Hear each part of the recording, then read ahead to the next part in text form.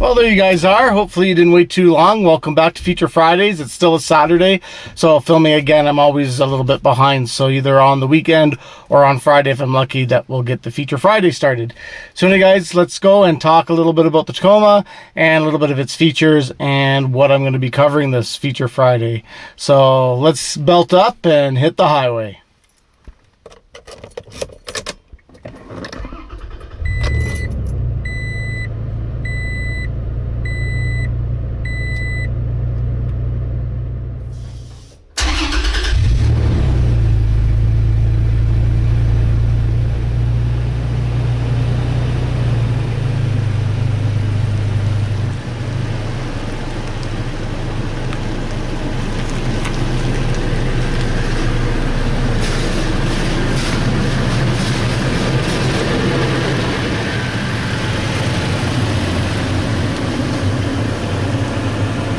Welcome, gang, back to Feature Fridays, and today I'm going to look at my CB radio. It's a Uniden base model communication device. I use it mainly to all go off-roading. Not many people use CB radios today. That's a 1970s in vogue communication device, and that was basically a chat room for your vehicle.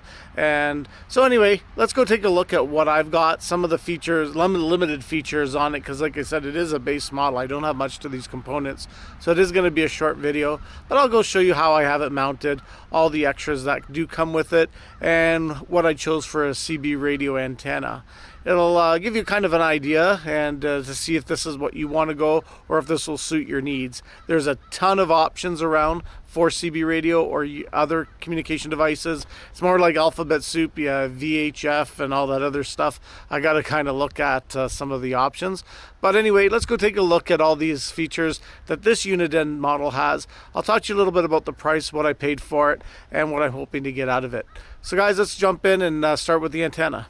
So the antenna that I chose is a hard mount permanent, and it mounts to the inner fender.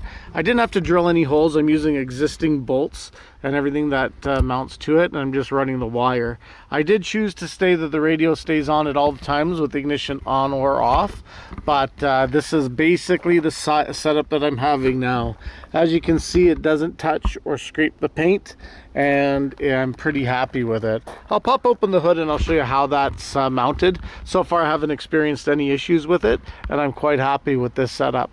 This setup here with the antenna, base mount, and the wire runs a little bit more than the CB radio itself, so it can get costly if you want to go this route. However, if price point isn't a sticking issue with you, you can get a magnetic mount that can go to the top of the vehicle, and that's considerably a lot cheaper. It'll keep the price down, and it'll still give you your CB radio that you're looking for. The one thing I did not like about the CB radio mount for the magnetic one, it does scratch the paint, what I found on my older models, but this one here seems to be fine. I like it. It doesn't intrude, and it's pretty good. Only issue that I do have with it is when I park in the garage. Of course, it sits so high that you do get that clanking and clinking sound as you're going into the garage, hitting the door. But other than that, it's perfect. So let's go open up the hood and we'll see how she's mounted, and I'll show you how clean it. Okay, now we're under the hood. Excuse the messiness. Actually, I gotta clean this hood up, or the engine bay. It's a little bit dustier than my liking, but anyway, we're here to do the review of the CB radio. I want to show you how I have it so it does not interfere with any of drilling holes or anything like that. So as you can see, it's using an existing body mount bolt, and it's inside that area. So I haven't received any rubbing. I've been looking and everything seems to be good. If I do get a little bit of rubbing, it might be where that wire is, but so far no issues, and it's a very clean install and very robust. So that's a good permanent system that I have, and I do highly recommend, if you are going to go quality install, that you do choose to get something a little bit better. It'll last longer, look cleaner, and probably perform better. Again, I'm not using this as a daily communication device, just something that I will do when I go off-roading. Let's jump in, show you where I got it mounted, and just look at some of the limited features. One good thing about this Uniden, it looks very factory finish, so the materials that they use with this CB radio match and complement the dashboard really well. So I have it mounted in the footwell of the passenger side. It's easy access. I tried to use two-way tape originally, but the tape wasn't strong enough. It kept coming off. No matter how much I prepped, cleaned, I used alcohol wipes, used the best two-way tape I could. It did not work. I tried a lot of tricks in the book. Maybe you have something that worked for you. Put it in the comment section down below, and I'd love to hear from it. So this is basically the bracket screwed into the lower part of the dash, is what I wanted to kind of eliminate, but wasn't able to do it. It has the walkie-talkie there, has the talker system is hooked up to it, and everything else. As you can see, it is a very clean, basic unit. Doesn't have anything in terms of options. It's basically your Pro 510 XL series, and it's got analog and digital, and basically that's it. Volume, squelch, and tuner. So I'll turn it on for you. Won't be able to see anything. I have it set to channel 11. Now channel 11 is the channel that I used to use way back in the day when I used to go off-roading in my XJ. That would be our 4x4 channel.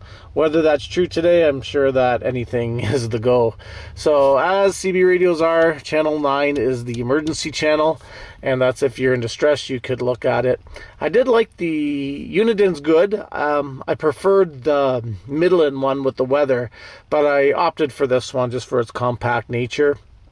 And for it's just easy use. Like I said, not many people are going to be running a CB radio, so if I do have one that's on the trail, I'll be able to communicate with them, and that'll help out when you're driving through obstacles. You can kind of let them know what side to stay on and try to give them an extra set of eyes on the trail. So basically that's it, guys. There's not much more to that. Channel 19 is a trucker channel. I doubt any truckers use this stuff anymore. This is the, that's the talker part. Breaker 19, can I get a sound check? And we'll be lucky if we get anybody on there. Breaker 19, can I get a sound check? So if this was in 1979, I think there would be a lot of communication. Oh, we got some feedback. But basically you'd have a CB radio handle. My dad, his CB handle was Circus Hat. I'm going to use my nickname of Soupy Socks for off-roading. Oh, and there we go. We got some chatter coming in. Breaker 19, can I get a sound check? Well, it's probably not going to really work that well. It is a small one. It's only 3.5 watts, which is the law. And these truckers might have a little bit more of a powerful unit. Plus, I'm not in an area that really is trucker busy. So that's it. But basically, that's it, guys. That's the wrap that I have with my radio. It's basically very basic, but I do like it. And like I said, it does complement the dash quite a bit. Doesn't get in the way. I'll sit inside there. My feet are size 11, and I'm probably about average size ish, and as you can see, it doesn't interfere at all. Like I said, my feet they can go underneath it, and I've got lots of leg room between the radio, and that's it. So again, keeps it more clean, keeps it out of the way of the driver's side.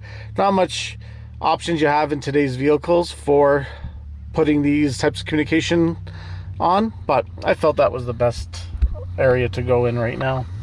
So that's it. So hope you enjoyed that. And like I said, this retails for around the $40-50 mark. You might be able to get it a bit cheaper.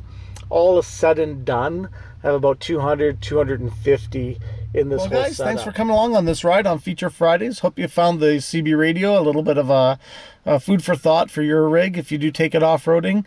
If you have something else you want to use, or you do use something else, let me know. Drop it off in the comment section, and we'll basically talk it over. Again, let me know your tips if you do have it Velcroed on and it's sticking. Like I said, it didn't work for mine, and I tried a few different methods, and I try to prep the surfaces as best I can. Did not work for me. But anyway, if you're new to this channel, I got an extra seat in the passenger. You can come along for the ride. Next week, I'll do another Feature Friday, and we'll hold on a little bit your hat, because we're going to definitely get this thing down and dirty in the mud in no time. So guys, thanks for joining the channel, and we'll see you on the next episode of Cordetti Motorsports. Stay loose for now.